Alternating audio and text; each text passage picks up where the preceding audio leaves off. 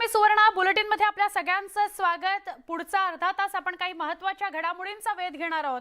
शिवसेना पक्ष आणि धनुष्यबाण कुणाचा यावर अवघ्या काही क्षणात केंद्रीय निवडणूक आयोगात महत्त्वाची सुनावणी होणार आहे। धनुष्यबाण चिन्ह शिवसेना उद्धव बाळासाहेब ठाकरे की बाळासाहेबांची शिवसेना या पक्षाला मिळणार याकडे सगळ्यांचं लक्ष लागलेलं आहे। दोन्ही पक्षाचे वकील आयोगात पोहोचलेले आहेत। ठाकरेंच्या पक्षाकडून ज्येष्ठ कायदेतज्ञ कपिल सिब्बल तर शिंदेंच्या पक्षाकडून महेश जेठमलानी युक्तिवाद करणार आहेत। ठाकरेंच्या पक्षाकडून अनिल देसाई अनिल परब हे सुद्धा आयोगात पोहोचलेत।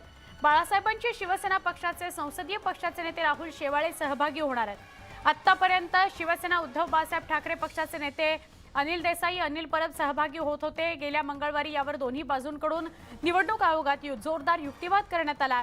उद्धव ठाकरे यांचं पक्षप्रमुख पद बेकायदेशीर असल्याचा दावा बाळासाहेबांची शिवसेना पक्षाकडून करण्यात आला होता।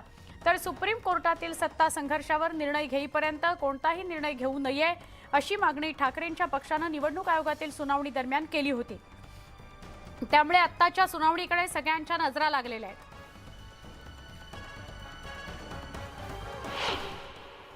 आज आमचे काउन्सिल्स आहेत, वकील मंडळी आमची बाजू मांडतील आणि जो एक मुद्दा किंवा जे ज्याप्रमाणे गेल्या वेळेला त्यांच्या वकिलांनी मांडलं गेलं ते सगळे मुद्दे खोडून काढतील। कारण त्याच्यामध्ये तथ्य काहीच नाही। ज्यांनी पाहिलंय कायद्याचं ज्ञान असू द्या किंवा ज्यांना कॉमन सेन्सच्या ह्याने सुद्धा पाहिलं तरी कळतंय की कसं दांभिकता त्यात होती किंवा कशा रीतीने खोटी बाजू मांडण्यात आली होती। त्यामुळे आज ह्या सगळ्या गोष्टींचं निराकरण होईल। शिवसेना कोणाची आहे हा तांत्रिक मुद्दा निवडणूक आयोगाकडे जाऊ शकतो। निवडणूक आयोग हे आता ज्या पद्धतीने काय निर्णय त्याने मागच्या काळात दिले त्याच्यावरून कळलंय की काय होत आहे। शिवसेना कोणाची हा प्रश्न उपस्थित महाराष्ट्रात तरी होत नाही।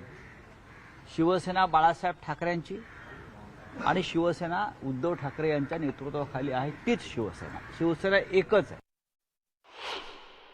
लोकशाहीमध्ये बहुमताला महत्त्व आहे।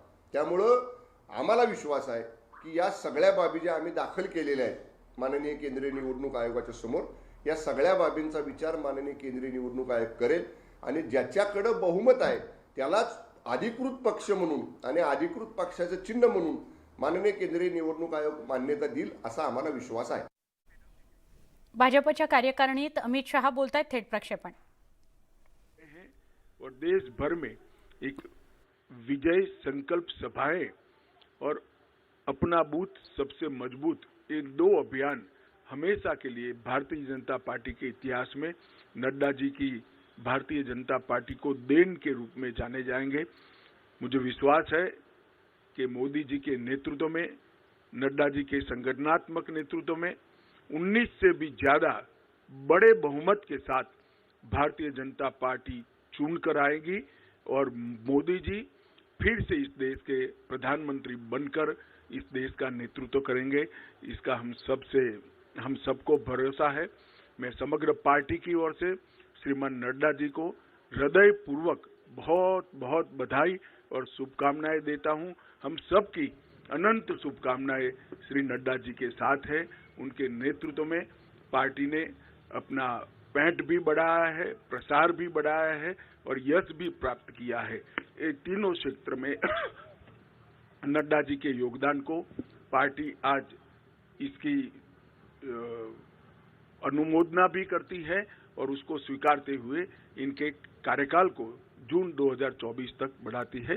धन्यवाद। जेपी नड्डा यांचा कार्यकाळ वाढवण्यात आलेला आहे। जून 24 पर्यंत आता जेपी नड्डा हे कार्यरत राहतील। आगामी लोकसभा नड्डांच्या कार्यकाळातच होईल असं अमित शहांनी स्पष्ट केलंय।